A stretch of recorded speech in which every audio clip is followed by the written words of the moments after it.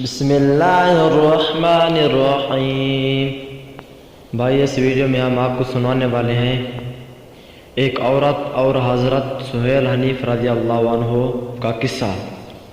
رات کے اندھیرے میں حضرت علی ابن ابی طالب کرم اللہ وجہہ مکہ سے روانہ ہوئے اور صبح کی روشنی ہونے سے پہلے مدینہ منورہ پہنچ گئے کہ عزم کیا گیا تاکہ رسالت مآب صلی اللہ علیہ وسلم کے ساتھ مل جائیں۔ کعبہ میں ایک راتیں قیام کرنے کے دوران آپ رضی اللہ عنہ نے دیکھا کہ کوئی آدمی رات کے وقت ایک مسلمان عورت کے پاس آتا ہے۔ گھر کا دروازہ کھٹکھٹاتا ہے، عورت باہر آتی ہے تو وہ اس کو کچھ دیتا ہے اور عورت وہ چیز لے لیتی ہے۔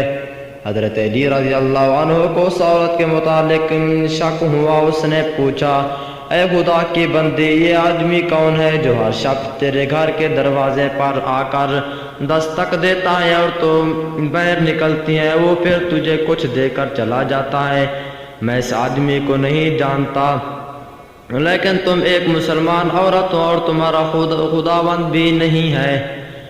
تم ایک عورت ہو اور تمہارا خاوند بھی نہیں ہے۔ اس عورت نے کہا کہ وہ سہیل بن حنیف وہاب رضی اللہ عنہ ہیں، انہیں علم ہے کہ میں ایک ایسی عورت ہوں کہ میرا اور کوئی نہیں ہے۔ وہ رات کو اپنی قوم کے لکڑی کے بتوں کو توڑ کر لکڑیاں مجھے دے جاتا ہے تاکہ میں ان کو جلا کر پکا سکوں۔ بھائی اگر ہماری ویڈیو اچھی لگے تو سبسکرائب کرنا مت بھولیں اور یہ ویڈیو ایک دوسرے کے ساتھ آگے شیئر بھی کریں۔